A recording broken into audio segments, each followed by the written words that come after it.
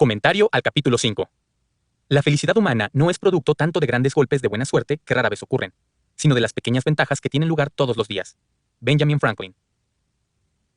La mejor defensa es un buen ataque. Después de la sarracina que se ha producido en el mercado de valores en los últimos años, ¿por qué iba a querer ningún inversor defensivo poner un solo euro en acciones? En primer lugar, recuerde la insistencia de Graham en que el grado hasta el cual se debe ser defensivo depende menos de la tolerancia hacia el riesgo que del deseo de dedicar tiempo y dinero a su cartera. Si se aborda de la manera adecuada, invertir en acciones es tan sencillo como dejar el dinero en obligaciones y en metálico. Como veremos en el capítulo 9, se puede comprar un fondo referenciado a un índice del mercado de valores sin más esfuerzo que el que se necesita para vestirse por la mañana. Como consecuencia del periodo bajista de mercado que comenzó en el año 2000, es comprensible que se sienta escaldado y, a su vez, que ese sentimiento le lleve a determinar que no va a volver a comprar otra acción en su vida. Como dice el refrán, el gato escaldado, del agua fría, huye.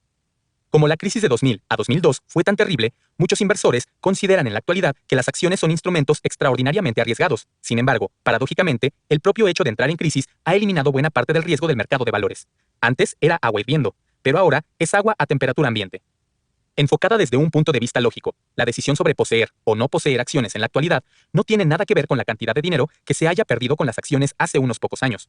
Cuando las acciones tienen un precio suficientemente razonable para generar crecimiento en el futuro, conviene tener acciones con independencia de las pérdidas que puedan haber ocasionado en los últimos años. Esto es aún más cierto cuando los rendimientos de las obligaciones son bajos y, por tanto, reducen la rentabilidad futura de las inversiones en renta fija. Como hemos visto en el capítulo 3, las acciones estaban, a principios del año 2003, solo levemente sobrevaloradas a juzgar por criterios históricos. Mientras tanto, a sus precios recientes, las obligaciones ofrecen una rentabilidad tan reducida que el inversor que las compra por su supuesta seguridad es como el fumador que cree que puede protegerse frente al cáncer de pulmón fumando solo cigarrillos con bajo contenido en alquitrán. Por muy defensivo que se sea como inversor, en el sentido de escasa participación que da Graham a ese término, o en el sentido contemporáneo de escaso riesgo, los valores actuales significan que debe tener por lo menos parte de su dinero en acciones. Afortunadamente, nunca ha sido tan sencillo para un inversor defensivo comprar acciones. Una cartera en piloto automático permanente que ponga a trabajar sin esfuerzo un poco de su dinero todos los meses en inversiones predeterminadas puede evitarle la necesidad de tener que dedicar una gran parte de su vida a seleccionar acciones. ¿Debe comprar lo que conoce?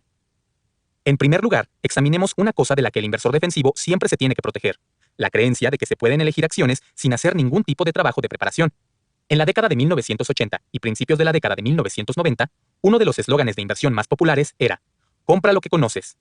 Peter Lynch, que dirigió Fidelity Magellan de 1977 hasta 1990, periodo en el que consiguió el mejor historial obtenido nunca por un fondo de inversión, fue el defensor más carismático de esa propuesta.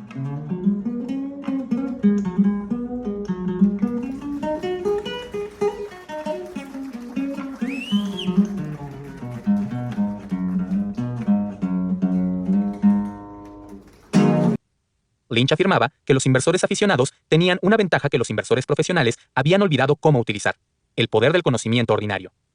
Si se descubre un gran restaurante nuevo, un buen coche, una pasta de dientes o unos vaqueros, o si se da cuenta de que en el aparcamiento de una empresa cercana siempre hay automóviles, o que en la sede central de una empresa se sigue trabajando a altas horas de la madrugada, se tendrá una percepción personal sobre esas acciones que el analista profesional o el gestor de cartera nunca podría percibir. En palabras de Lynch, a lo largo de toda una vida de comprar coches o cámaras, se adquiere un sentido para determinar lo que es bueno y lo que es malo, lo que se vende y lo que no se vende. Y lo más importante es que usted lo sabe antes de que lo sepa Wall Street. Peter Lynch, con John Rothschild, One Up on Wall Street, Penguin, 1989, página 23. La regla de Lynch puede conseguir mejores resultados que los expertos si utiliza su ventaja invirtiendo en empresas o sectores que ya conozca. No es absolutamente desacertada y miles de inversores se han beneficiado con su puesta en práctica a lo largo de los años. No obstante, la regla de Lynch únicamente puede funcionar si también respetas su corolario. Encontrar una empresa prometedora es solo la primera parte. A continuación, hay que hacer la investigación. En su beneficio, hay que destacar que Lynch insiste en que nadie debería invertir nunca en una empresa, por fantásticos que sean sus productos o por saturado que esté su aparcamiento, sin estudiar sus estados financieros y sin estimar el valor de su actividad. Por desgracia, la mayor parte de los compradores de acciones no han hecho ningún caso a esa parte de su recomendación. Barbara Streisand, la diva de los operadores intradía, es un buen ejemplo de la forma en la que la gente ha aplicado incorrectamente las recomendaciones de Lynch. En 1990 parloteaba: todo el mundo va a Starbucks, todos los días, así que he comprado acciones de Starbucks. No obstante, la protagonista de la película musical Funny Girl se olvidó de que por mucho que te gusten esos cafés con leche largos, sigue siendo necesario analizar los estados financieros de Starbucks y asegurarse de que la empresa no está más sobrevalorada incluso que los cafés. Muchísimos compradores de acciones cometieron el mismo error aumentando sus carteras de acciones de Amazon.com, porque les encantaba su sitio web, o comprando acciones de E-Trade, porque era el intermediario online que utilizaban. Los expertos también atribuyeron valor a esa idea. En una entrevista televisada por la CNN a finales de 1999, preguntaron directamente al gestor de cartera Kevin Landis de First Hand Funds lo siguiente: ¿cómo lo hace? ¿Por qué yo no puedo hacerlo? Desde 1995 hasta finales de 1999, el fondo First Hand Technology Value había producido un asombroso 58.2% de beneficios anualizados medios. En realidad, tú también puedes hacerlo, contestó alegremente Landis. Lo único que tienes que hacer es centrarte en las cosas que conoces, mantener un estrecho contacto con una industria y hablar con las personas que trabajan en esa industria todos los días. Entrevista con Kevin Landis en CNN In the Money, 5 de noviembre de 1999, 11 a.m., hora de la costa este. Si el propio historial de Landis sirve de indicación, centrarse en las cosas que conoces no es todo lo que hace falta en realidad para tener éxito en la selección de acciones. Desde finales de 1999 hasta finales de 2002, el fondo de Landis, repleto de empresas tecnológicas que afirmaba que conocía personalmente, gracias a que su oficina principal estaba en Silicon Valley, perdieron el 73.2% de su valor, un vapuleo aún peor que el que sufrió el fondo medio de tecnología durante ese periodo. La perversión más dolorosa de la regla de Lynch se produjo en los planes de jubilación de empresa.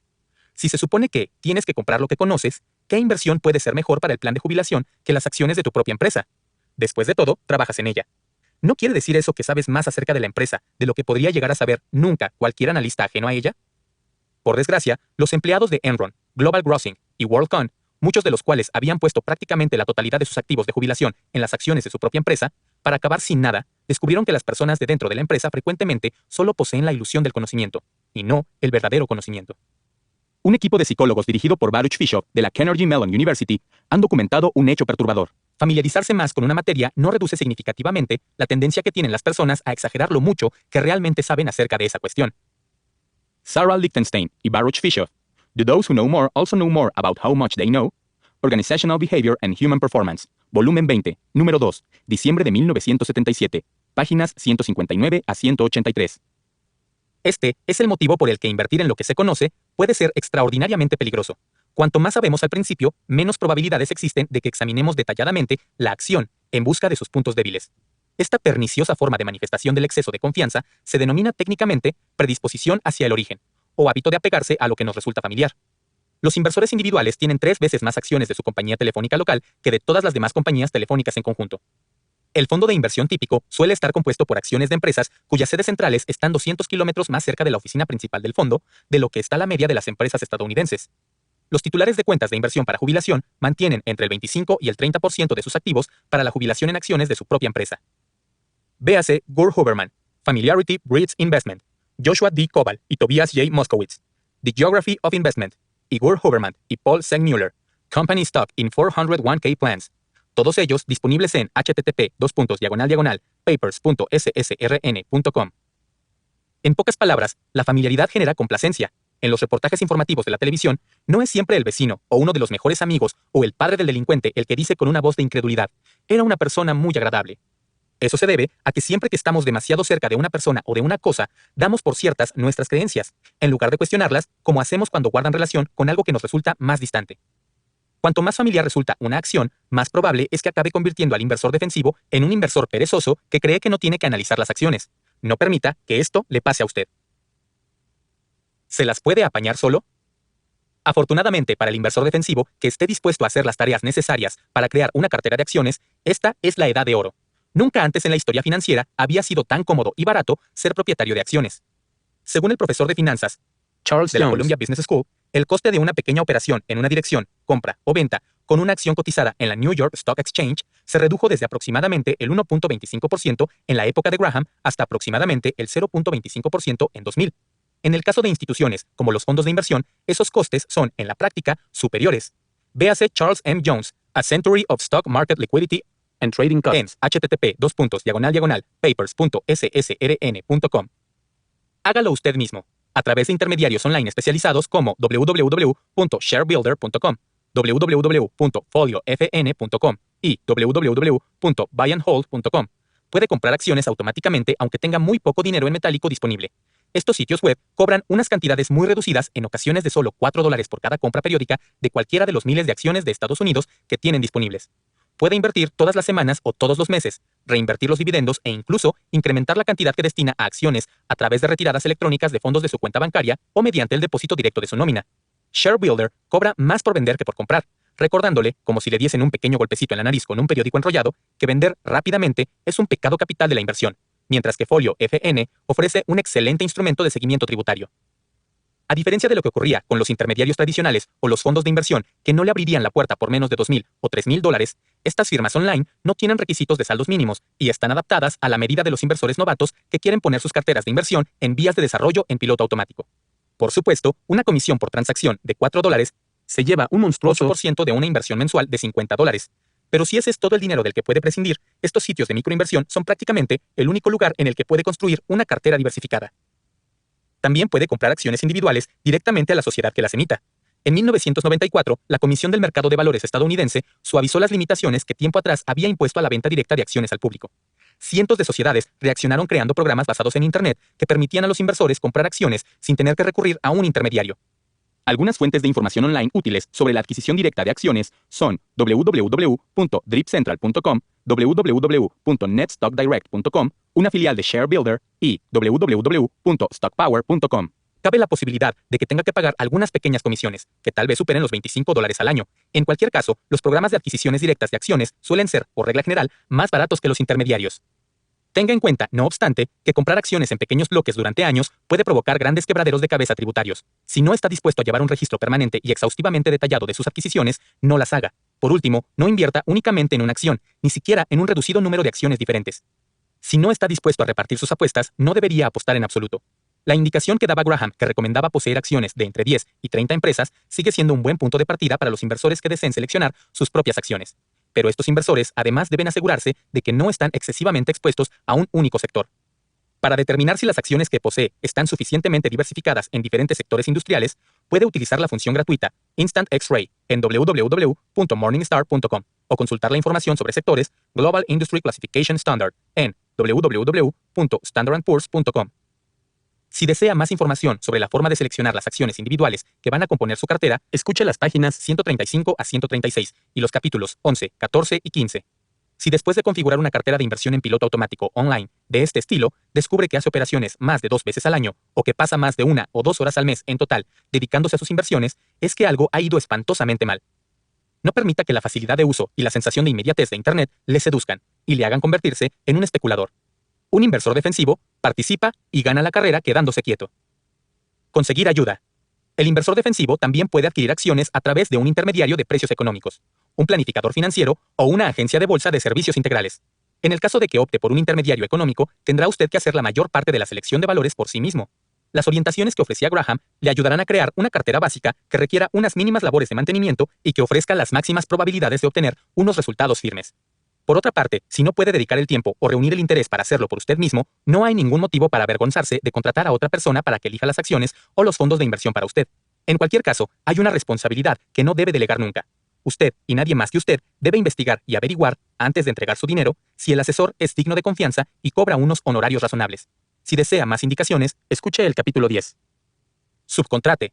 Los fondos de inversión son la mejor manera de que el inversor defensivo aproveche las ventajas de ser propietario de acciones sin los inconvenientes de tener que velar por su propia cartera. Con un precio relativamente reducido, se puede obtener un elevado nivel de diversificación y de comodidad, dejando que sea un profesional el que elija y vigile las acciones en su nombre. En su versión más brillante, es decir, en las carteras indexadas, los fondos de inversión no requieren prácticamente ningún tipo de supervisión o mantenimiento.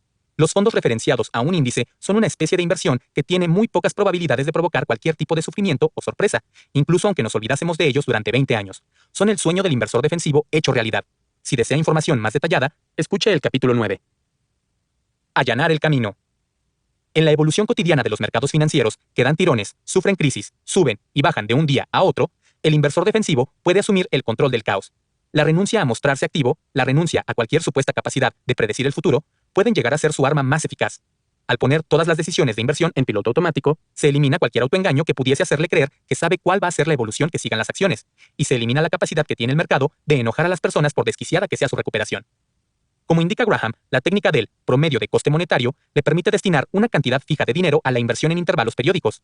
Todas las semanas, meses o trimestres se compran las acciones, con independencia de que los mercados hayan subido, bajado o se hayan mostrado estables. Cualquier fondo de inversión o firma de intermediación puede transferir de forma automática y segura el dinero electrónicamente en su nombre, por lo que nunca tendrá que molestarse en firmar un cheque ni tendrá que sentir la punzada consciente del pago. En esencia, ojos que no ven, corazón que no siente.